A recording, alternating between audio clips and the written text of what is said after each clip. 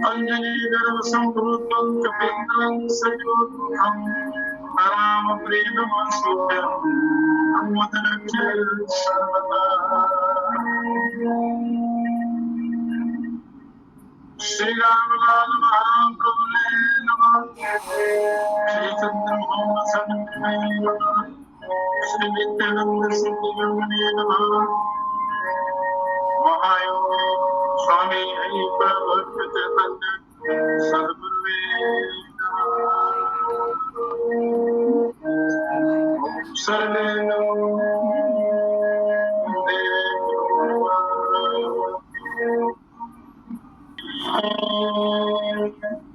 पूर्णस्य पूर्णमादाय पूर्णमेवावशिष्यते।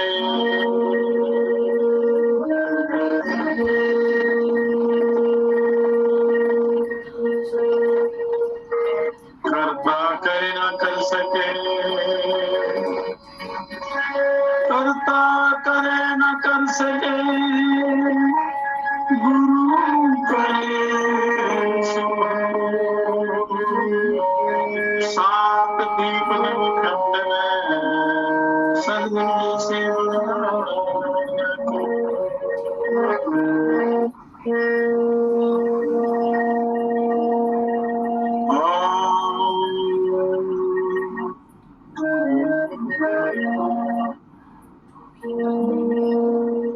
सारे तीर्थ धामया के चरणों में हे गुरुदेव प्रणाम के चरणों में, हे गुरुदेव प्रणाम के चरणों में। सारे तीर्थ धामया के चरणों में हे गुरुदेव प्रणाम के चरणों में। आपके चरणों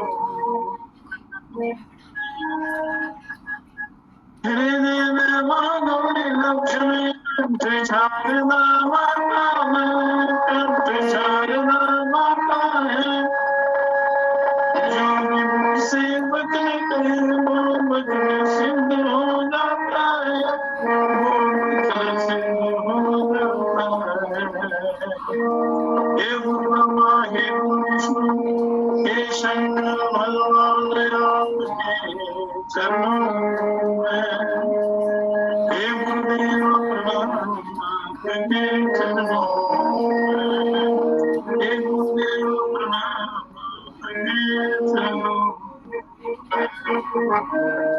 सारे तीर्थ धाम आपके चरणों में हे गुरुदेव प्रणाम के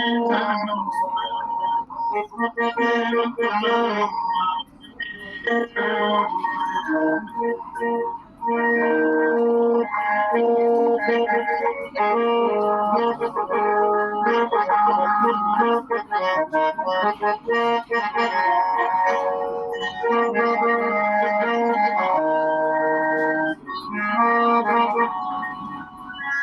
जन्म के दाता माता पिता है आप, कर्म के दाता है आप, कर्म के दाता है आप। मिलाते ईश्वर से आप ही भाग्य दिलाता है, आप ही भाग्य दिलाता है। दुखिया मन रोगी तन को गिरता है आराम आपके चरणों में।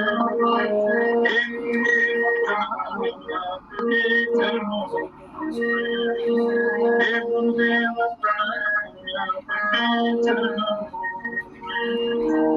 सारे तीर्थ धाम आपके चरणों में हे गुरुदेव प्रणाम आपके चरणों में, हे गुरुदेव प्रणाम आपके चरणों में।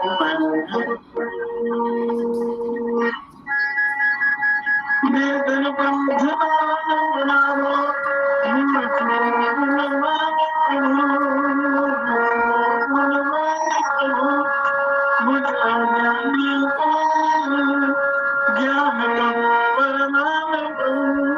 ज्ञान रानी ने मांगनी रहूं सुबह शाम आपके चरणों में। हे गुरुदेव आपके चरणों में, हे गुरुदेव आपके चरणों में। गुरु ब्रह्मा गुरु विष्णु गुरुदेवो महेश्वरा गुरु साक्षात् तस्मै श्री गुरुवे नमः। हे गुरुदेव प्रणाम आपके चरणों में, हे गुरुदेव प्रणाम आपके चरणों में।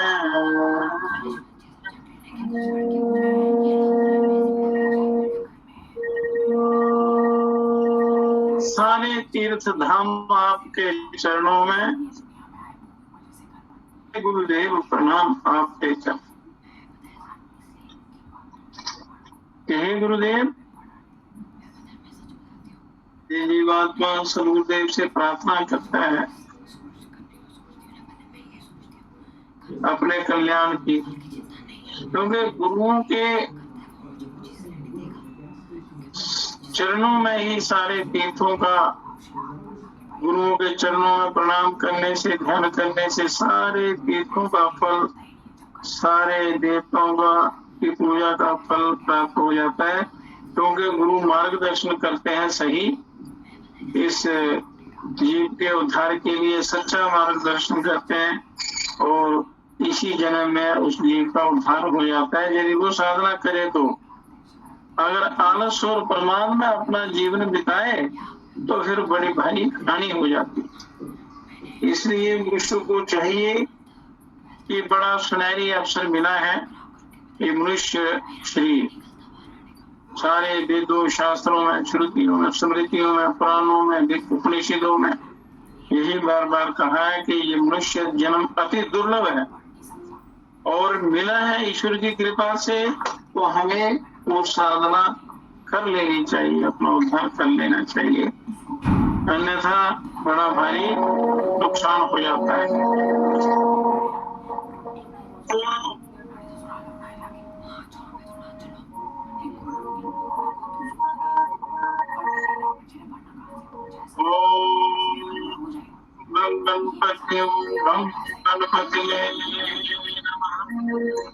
कोई भी कार्य शुरू करने से पहले गुरुओं की वंदना, गणेश वंदना, भगवती की वंदना होती है। तो जो आप पूजा करते हैं तो गणेश भगवान जो है सर्वप्रथम पूज्य देव हैं, तो कहते हैं कि प्रभु जो भी मैंने प्रार्थना की है, कुछ मेरी प्रार्थना में कोई कमी हो तो मुझे क्षमा कर देना और मैं प्रयत्न करूंगा अपने इस कमी को पूरी करने का, आप कृपा बनाए रखना।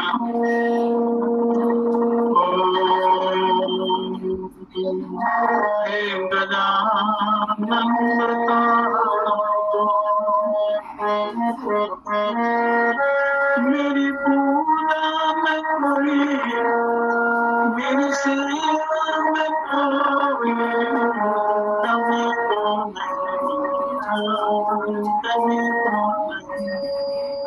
गजानन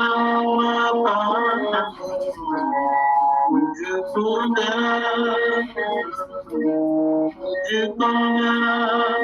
मेरी सेवा में कोई, मेरी पूजा में कोई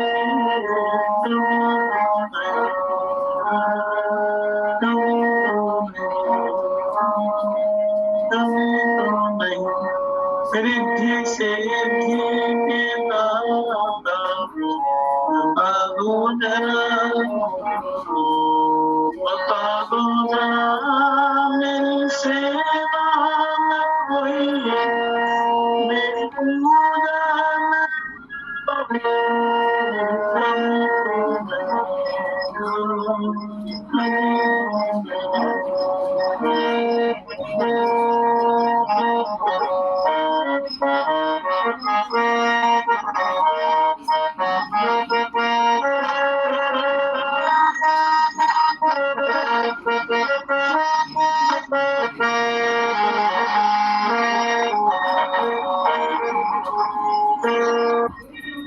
सबसे पहले तेरी वंदना सिर झुका के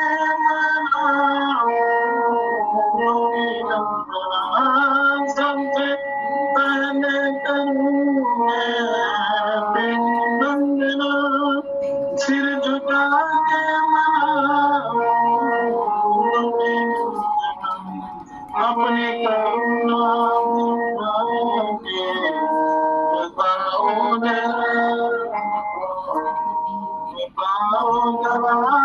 मेरी सेवा में कोई मेरी पूजा में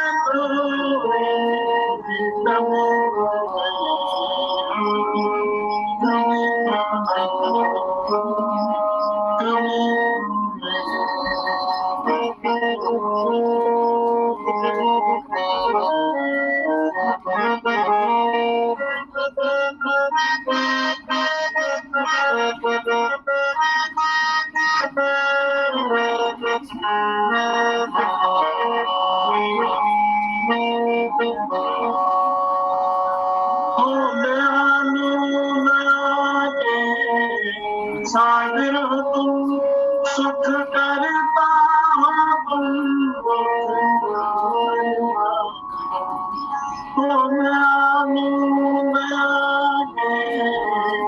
सागर तुम सुख करता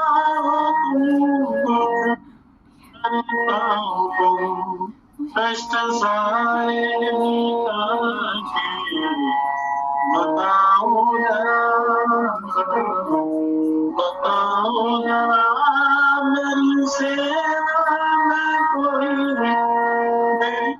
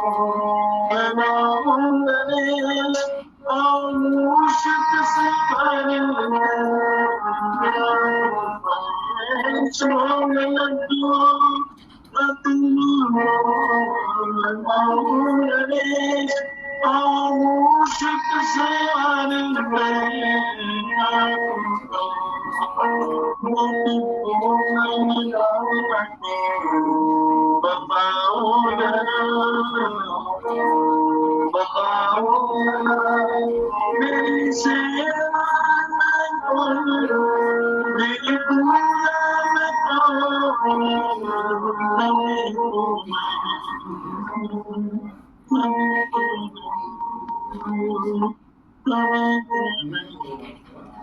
रिद्धि से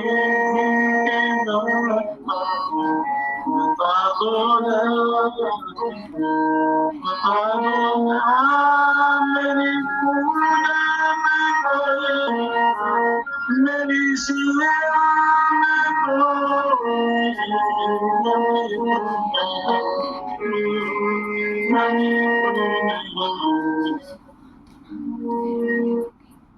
ईड़ा पिंगला सुषमना मतलब महाकाली महालक्ष्मी महासरस्वती तीनों देवियां हैं, 3 गुण हैं, 3 काल हैं, 3 देवता हैं, 3 नदियां हैं। इस प्रकार तो हम बात करते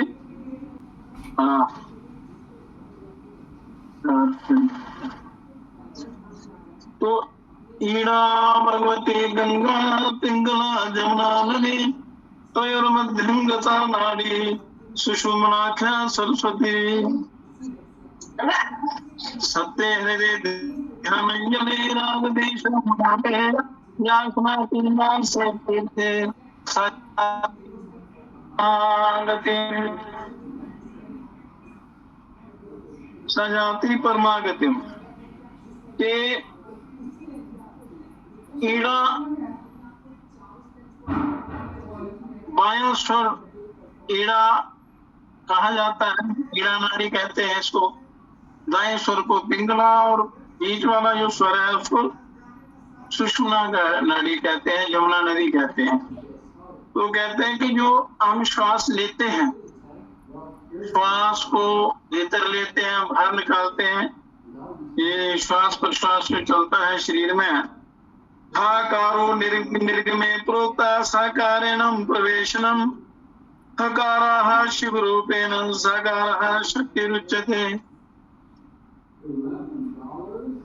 के श्वास लेते समय साकार, कल भी इसका वर्णन किया था, यहाँ समाप्त किया था, यहीं से शुरू करते हैं कि श्वास लेते समय साकार और श्वास छोड़ते समय हकार का उच्चारण होता है। जब भी आप श्वास लेते हैं, श्वास तो निरंतर चलता रहता है, तो हकार शिव रूप और साकार जो है ये शक्ति रूप कहा जाता है। तो बाईं नाड़ी का परिचालक चंद्र शक्ति रूप से स्थित है। बायां स्वर जो चलता है उसका परिचालक चंद्रमा है, तो शक्ति रूप से स्थित है। और इसी प्रकार दाहिनी नाड़ी को प्रभावित करने वाले सूर्य शिव रूप में रहते हैं। ये शिव और शक्ति का जाप निरंतर चलता रहता है। और श्वास साकार संस्थेतु यदा न दीयते बुधे तदा न जीव लोके अस्मिन् कोटि कोटि गुणम भरे। कि ये स्वर शास्त्र सर्वोत्तम शास्त्र है और बहुत ही सरल सीधा और परम कल्याणकारी शास्त्र है। इसको जो अच्छे प्रकार से जान लेते हैं उनका परम कल्याण हो जाता है, जीते जी उनका उद्धार हो जाता है।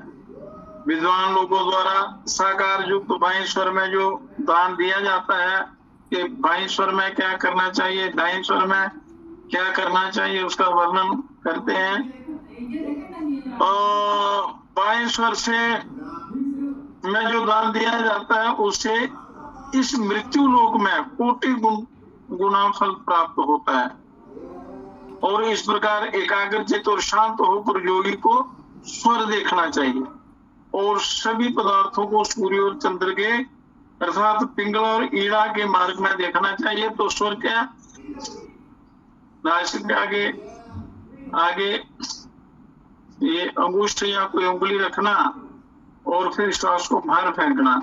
तो देखना जिस स्वर में जिस और श्वास ज्यादा हो, हवा ज्यादा हो, तो समझना वो स्वर चल रहा है। तो अगर बायां स्वर चल रहा हो तो वो चंद्र नाड़ी कहा जाता है उसको, तो उसमें योगदान दिया जाता है, उसको करोड़ों गुना ज्यादा फल मिलता है। तो इस प्रकार अच्छी प्रकार शांत चित्त से बैठकर स्वर को जानने की कोशिश करना। ध्याये तत्वं स्थिरे जीव अस्थिरे च कदाचनम इष्ट सिद्धिर भवे तस्य महालाभो जपस्तया। कि मनुष्य को स्थिर होकर इस तत्व का ध्यान करना चाहिए।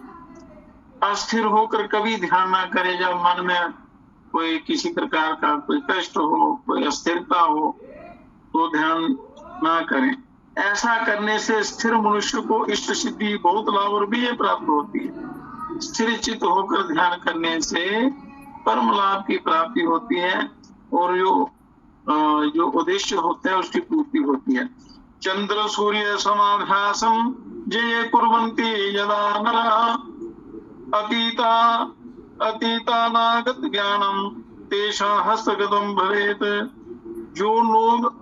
जो साधक चंद्र और सूर्य का नियम पूर्वक, मतलब चंद्र ये ईड़ा नाड़ी और पिंगला नाड़ी, इनका नियम पूर्वक अभ्यास सर्वदा करते हैं, जैसे अनुलोम विलोम प्राणायाम आप करते हैं, उनको भविष्य और भूतकाल का सहज ही ज्ञान प्राप्त हो जाता है। क्या भूत भविष्य का वर्तमान सबका उसको ज्ञान हो जाता है। पर ये अभ्यास नियमित रूप से करना पड़ता है और सोने जागने का समय वो बिल्कुल सही होना चाहिए। जब हम प्रकृति के विरुद्ध चलते हैं तो प्रकृति की भी विपरीत चलती है, वो फिर उसके अनुकूल फल नहीं मिलता। साधना तभी सफल होती है जब आप समय पर जागे, समय पर सोएं, समय पर भोजन करें, समय पर अपने कर्तव्य कर्मों का पालन करें तब होता है अपने आप, तब इस साधना का फल पूरा मिलता है। वामे च अमृत रूपा स जगदाप्यायनम अपरमम दक्षिणे चर भागेन जगदुत्पादी सदा। इस शरीर में बाईं ओर रहने वाली ईड़ा नाड़ी, बाईं तरफ ईड़ा नाड़ी का वास है। अमृत रूप होने के कारण ये संसार को पुष्ट करने वाली होती है। बायां स्वर जो है संसार को पुष्ट करता है। और दक्षिण भाग में रहने वाली पिंगला नाड़ी से सदा संसार की उत्पत्ति की जाती है। दाहिने स्वर से संसार की उत्पत्ति होती है, बाएं स्वर से उसका पालन होता है, स्थिति होती है उसकी। और मध्यता भक्ति क्रूरा दुष्टा सर्वत्र कर्मसु सर्वत्र सर्व कार्येषु पामा भक्ति सिद्धिदा। शरीर के मध्य मार्ग में रहने वाली सुषुम्ना नाड़ी सब कार्यों के लिए क्रूर विघातक है, उसमें भजन के सिवा कुछ नहीं करना चाहिए। जब दोनों स्वर बराबर चल रहे हो तो उस समय सुषुम्ना नाड़ी चलती है, उसका उसमें संसार कोई काम नहीं करना होता, उसमें भजन ध्यान ये करना होता है। सत्संग भजन ध्यान को सफलता मिलती है, उसमें वाणी सिद्ध होती है, उसमें उस समय किया हुआ जो जाप है कई गुना फल देता है। और ध्यान के लिए सर्वोत्तम समय होता है। तो सभी शुभ कार्यों में बाईं नाड़ी सिद्धि प्राप्त करा देने वाली होती है। बाएं स्वर में जो भी शुभ कार्य आप करते हैं, जब बायां स्वर चल रहा हो तो वो उसका करना चाहिए। तो जब ध्यान में आप बैठते हैं, प्रातः दोपहर साय जब भी आप भजन में बैठते हैं, तो श्वासों को बराबर कर लेना चाहिए, चलाना चाहिए। कई बार संध्या काल में तीनों संध्याओं में ये बराबर चलते हैं अपने आप। स्वस्थ मनुष्य के शरीर में पूरे नियमानुसार समय, इसके निश्चित समय पर निश्चित स्वर चलते हैं। जब कोई खराबी हो जाती है तब कभी बायां कभी दायां कभी दोनों इस प्रकार विष्णु गति से चलते हैं। तो इनको सम करने के लिए जब भी पूजा पाठ में बैठना हो तो प्राणायाम कर लेने चाहिए। श्वास को मतलब सुषुम्ना नाड़ी चला लेनी चाहिए, तीसरी नाड़ी सरस्वती नाड़ी। तो उसके लिए एक प्राणायाम है, वो 13 प्राणायाम कर लेने चाहिए, कम से कम 13। तो उससे क्या होता है, जब आप भजन में बैठेंगे तो श्वास जो है वो सम हो चलेगा, दोनों स्वर बराबर चलेंगे, तो उस समय मन लगता है परमात्मा के ध्यान में, भक्ति में। उस समय की गई साधना सिद्ध होती है। उसमें बाकी संसारी काम सिद्ध नहीं होते, वो करने नहीं। आध्यात्मिक जो है सबसे बड़ा उद्देश्य आध्यात्मिकता है, ईश्वर की प्राप्ति है, आत्मज्ञान है। तो उसको करने के लिए आपने क्या करना है, ये गर्मियों के दिन है, बसंत पंचमी से लेकर एकादशी के व्रत तक, कार्तिक तक, कार्तिक तुलसी की जो एकादशी, देव उठनी शास्त्री एकादशी जो है, एकादशी तक, कार्तिक मास की शुक्ल एकादशी तक दर्शन नहीं हो रही है। बायां स्वर चलाना चाहिए। आपका कैमरा बंद होगा, आपका कैमरा बंद होगा। तो बाएं से श्वास अंदर लेना है। जब भी प्राणायाम करना हो तो पहले श्वास बाहर निकालना, फिर श्वास हल्का गहरा लंबा श्वास खींचना है आपने, ओ की भावना करते और बिना रुके दाहिने स्वर से धीरे धीरे बाहर निकाल देना। फिर दाएं स्वर से भरना है, श्वास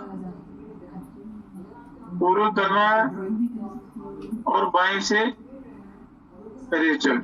ये 4 प्राणायाम हुए।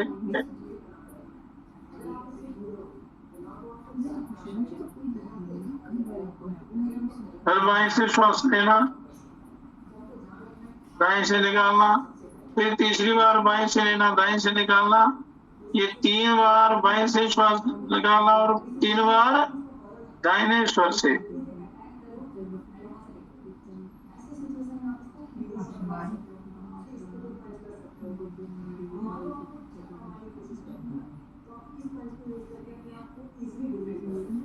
ये 6 प्राणायाम हो गए। फिर 7वां बाएं स्वर से।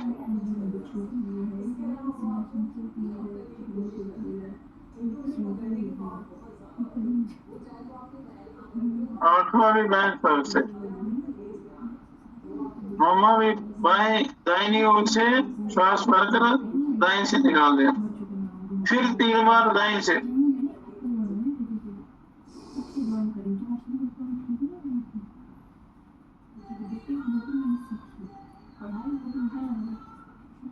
फिर 1 बार बाएं से श्वास भरकर दाएं से निकाल देना।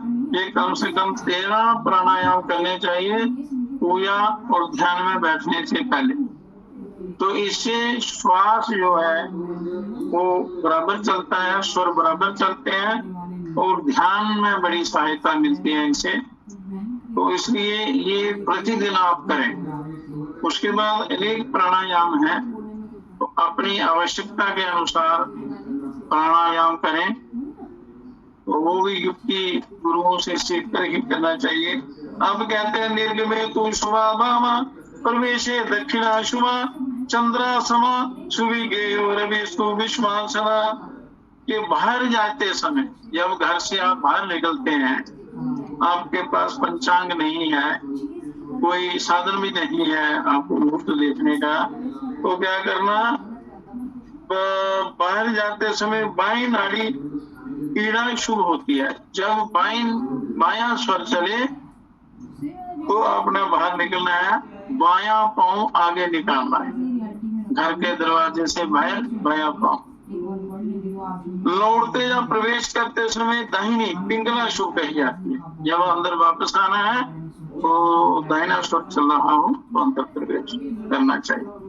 या कहीं यहाँ कहीं से लौटना हो घर के लिए तो दाहिने स्वर, जब दायां स्वर चल रहा हो तो यात्रा शुरू करनी। चंद्रमा को सदा सम और सूर्य को विषम जानना चाहिए। चंद्रमा की सम संज्ञा है और सूर्य की विषम। चंद्र स्त्री पुरुष सूर्य चंद्रो गौरव सितोरभि चंद्र नाड़ी प्रवाहेन सौम्य कार्येत। ये चंद्र नाड़ी को स्त्री मतलब ईड़ा नाड़ी, ईड़ा पिंगला सुषमा, ईड़ा को चंद्र नाड़ी भी कहते हैं। तो चंद्र नाड़ी को स्त्री और सूर्य नाड़ी को मतलब पिंगला को पुरुष का माना गया है। मतलब ईड़ा नाड़ी को शक्ति और सूर्य नाड़ी को, पिंगला नाड़ी को शिव कहा जाता।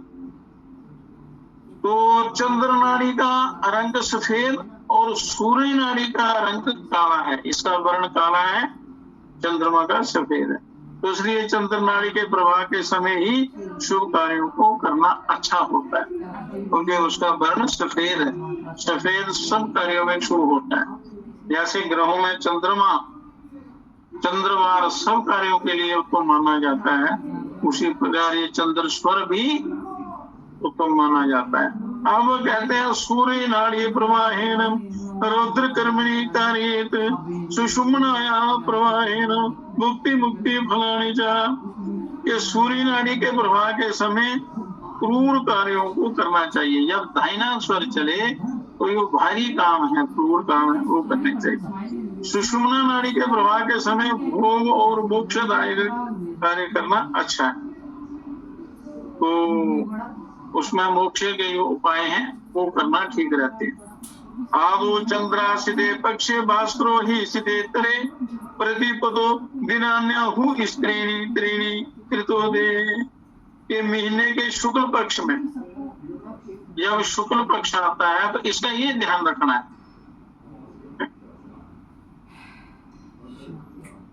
कि महीने के शुक्ल पक्ष में प्रतिपदा तिथि से 3 दिन तक शुक्ल पक्ष की प्रतिपदा से 3 तिथियों तक, मतलब 3 दिन तक पहले चंद्र स्वर, बायां स्वर चंद्र स्वर का, और 3 दिन के हिसाब से आगे कृष्णा सूर्य स्वर का उदय होता है।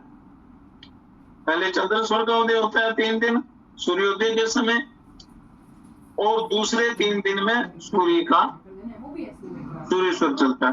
तो इसके विपरीत कृष्ण पक्ष में पहले 3 दिनों में सूर्य स्वर चलता है, और फिर अगले 3 दिनों में चंद्र स्वर चलता है, स्वर का उदय होता है। इसको अच्छी प्रकार जान लेना चाहिए, फिर किसी भी प्रकार के आपको ग्रंथ की ज्यादा आवश्यकता नहीं पड़ेगी।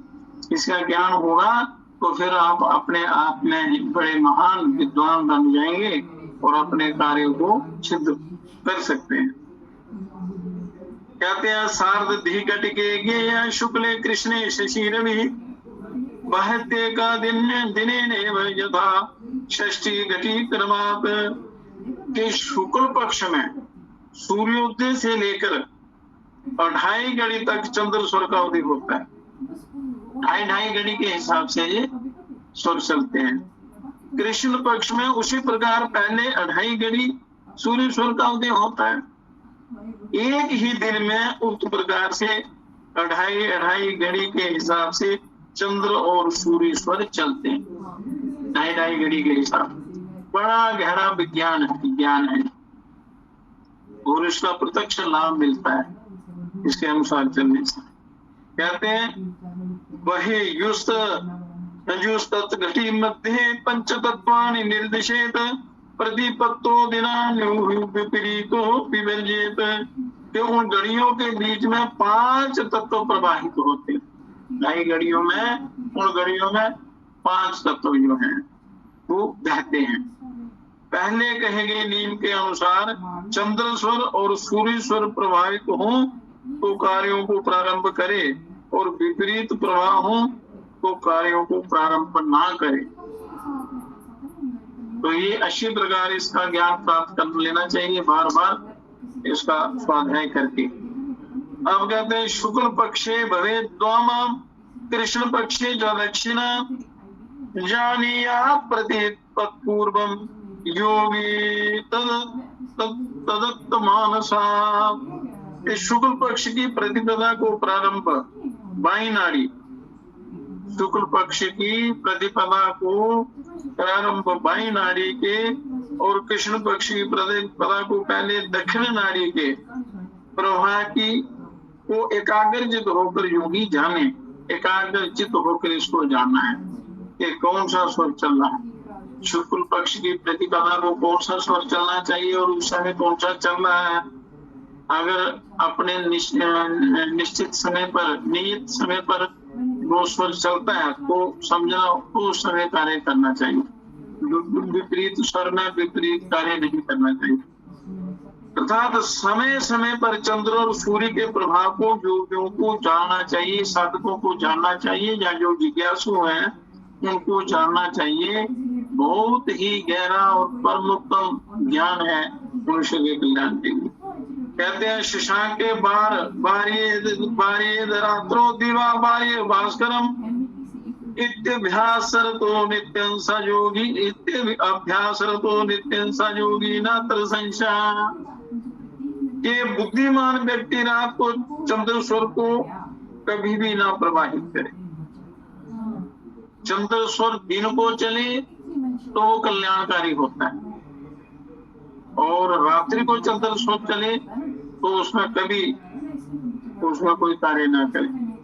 इसी प्रकार दिन में सूर्य स्वर को भी ना चलाएं। दिन में सूर्य स्वर नहीं चलाना, रात्रि को चंद्र स्वर नहीं चलाना। इस प्रकार नित्य अभ्यास करते रहने से हर व्यक्ति योगी बन जाता है। हर एक व्यक्ति, प्रत्येक व्यक्ति योगी बन जाता है। कोई योगी बने बिना कल्याण नहीं होता। जैसे भगवान श्री कृष्ण चंद्र जी अर्जुन को कहते हैं कि अर्जुन तू योगी हो जा, योगी बन, योग साधना कर। और शास्त्र के ज्ञाताओं के पास, जो शास्त्रों के जानकार के पास जाकर दिव्य ज्ञान प्राप्त कर, योग साधना कर। अगर मेरा तुझे विश्वास नहीं होता तो कहीं जो विद्वान है उन लोगों के पास जा, वहां से ज्ञान प्राप्त कर, सत्संग कर, अच्छे लोगों का संग कर, तो तुझे मार्गदर्शन मिलेगा और कल्याण हो जाएगा। सूर्य न बद्धते सूर्य चंद्रे न बद्धते यो जानाति क्रिया मेतम त्रैलोक्यम वशगं क्षणात्। ये सूर्य स्वर में सूर्य और चंद्र स्वर में चंद्रमा वश में होते हैं। सूर्य स्वर में सूर्य और चंद्र स्वर में चंद्रमा अपने वश में आते हैं। इस प्रकार स्वरों के प्रभावों की क्रिया जानने वाले को संपूर्ण जगत एक क्षण में वशीभूत हो जाता है। सारे संसार को वो व्यक्ति जीत लेता है, मन पर विजय प्राप्त कर लेता है, और ये संसार के विषय उसका कुछ नहीं बना सकते, उसका उद्धार हो जाता है। पर इस युक्ति को जानना चाहिए। जब तक आप करेंगे नहीं तो क्या होगा? खाली पढ़ने सुनने से नहीं होगा, पढ़ना भी सुनना भी जरूरी है, पर उस पर अभ्यास करना तो करोड़ों गुना ज्यादा जरूरी है। तो इन सब का योगदान होता है। श्रवण, पठन मतलब पढ़ना सुनना, और सबसे ज्यादा प्रभावशाली निधिध्यास अभ्यास करना, उसका अपने जीवन में उतारना। गुरु शुक्र बुद्धेन्दुना वासरे वाम नाड़िका सिद्धिदा सर्वकार्येषु शुक्ल पक्षे विशेषता। बृहस्पतिवार, शुक्रवार, बुधवार और सोमवार को यदि वाम नाड़ी या चंद्र स्वर प्रवाहित हो तो सभी शुभ कार्यों में सिद्धि प्राप्ति होती है। वीर, शुक्र, बुध और सोमवार चंद्र स्वर चले, उसमें जो काम किया जाए उसमें सिद्धि प्राप्त होती है। विशेषता यदि शुक्ल पक्ष में है, ये उक्त बारों में बाई नाड़ी चले तो विशेष सिद्धि प्राप्त होती है। उसमें जो कार्य किया जाए वो सिद्ध होता है। सब कुछ आपके इस शरीर नहीं है, हाथ से कुछ भी लेने की आवश्यकता नहीं। अर्कांकार कसोरी न बासरे दक्षिण नाड़िका समर्थभ्याचर कार्येषु कृष्ण पक्षे विशेषता। यदि दाहिनी नाड़ी दायां स्वर रवि, मंगल और शनिवार को चले और उसका स्मरण कार्य यदि चर कार्य मतलब क्रूर आदि कार्य जो हैं उन कार्यों को किया जाए तो सिद्धि प्राप्त होती है। वह कार्य कृष्ण पक्ष में उक्त बारों में हो तो निश्चित ही सिद्धि देने वाले होती, सिद्धि प्राप्त होती। अब अगला श्लोक। प्रथमम बहते वायुर्दित्ये च तथा नला तृतीयम बहते भूमिश्च चतुर्थवारुणी बहेत। सबसे पहले नाड़ियों के प्रभाव में वायु तत्व बहता है। सबसे पहले सूर्योदय के समय नाड़ियों में पृथ्वी वायु तत्व का प्रभाव होता है। उसके बाद अग्नि तत्व का होता है, क्रम से होता है। वायु, अग्नि तत्व, फिर उसके बाद भूमि तत्व, उसके बाद जल तत्व होता है, और सबके अंत में आकाश तत्व भी प्रवाहित हो। ये क्रम से होता। तो इसको अच्छी प्रकार जान लेना चाहिए, फिर इसका अभ्यास करना चाहिए, इसको बरतना चाहिए। सबसे पहले वायु, फिर अग्नि, फिर भूमि, फिर जल, फिर आकाश तत्व बहता है। सार्वधिकट के पंच क्रमेणो पापयाति च क्रमादेके कनाड्यांचा तत्वाना पृथक उद्भवा। के पहले कहे हुए पांचों तत्वों का उदय कृष्णा 2.5 घड़ियों में होता है। पांचों तत्वों का उदय उन 2.5 घड़ियों में, जो 2.5 घड़ी से सूर्य चलते हैं दाया बाया, तो उन 2.5 घड़ियों में ये पांचों तत्व रहते हैं क्रम से। पहले वायु, फिर अग्नि, फिर भूमि, फिर जल और फिर आकाश। तो एक एक नाड़ी में भी पांचों तत्वों का क्रम से अलग अलग रूप से उदय होता है। इसको भी अच्छी प्रकार जान लेना चाहिए। अहोरात्र से मध्य तु ज्ञेया द्वादशा संक्रमा वृष कर्कट कन्यादि मृगमीनादि सागरे। दिवस और रात्रि में 12 संक्रांतियां जानी जाती हैं। दिन और रात्रि 12 संक्रांतियां होती हैं। उनमें वृषभ, कर्क, कन्या, वृश्चिक, मकर और मीन राशियां चंद्र की मानी जाती हैं। सम राशियां जो है वो चंद्रमा की मानी जाती है। उनका स्वामी चंद्रमा होता है। और जो विषम राशियां हैं जैसे मेष, मिथुन, सिंह, तुला, धनु, कुंभ इत्यादि। और मेष, सिंह, कुंभ, तुला, मिथुन और धनु राशियां सूर्य की होती हैं। इनमें दक्षिण स्वर के उदय होने पर शुभ और अशुभ फल का निर्णय समझना चाहिए।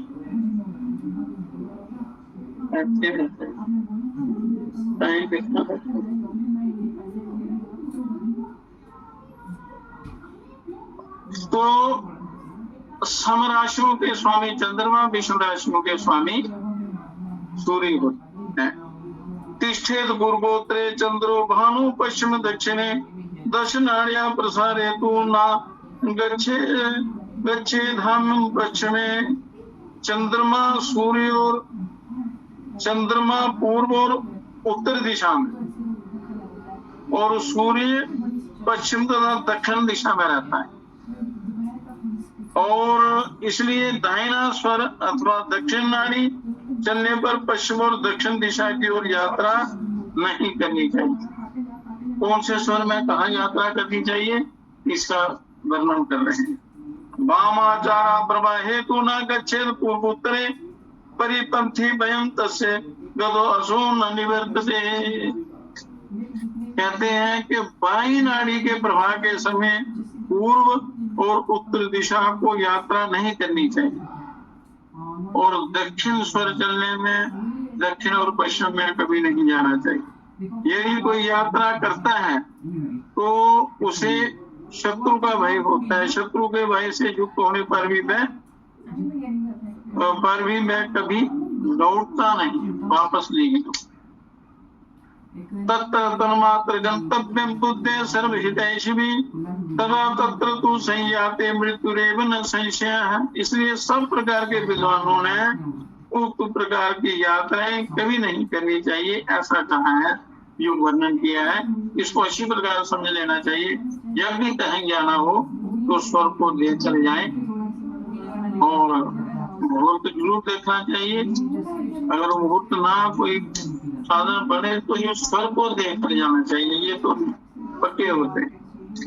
अन्यथा वैसी यात्रा करने पर यात्री को भारी मृत्यु तुल्य कष्ट होगा। तो इसलिए शुक्ल पक्षे द्वितीयायाम अर्के महति चंद्रमा तेजना भापूषा सौम्य सौख्यम बजायते। शुक्ल पक्ष की द्वितीया को सूर्य स्वर के समय यदि चंद्र स्वर चलता है तो शुभ कार्यों में सुख और लाभ की प्राप्ति होती है।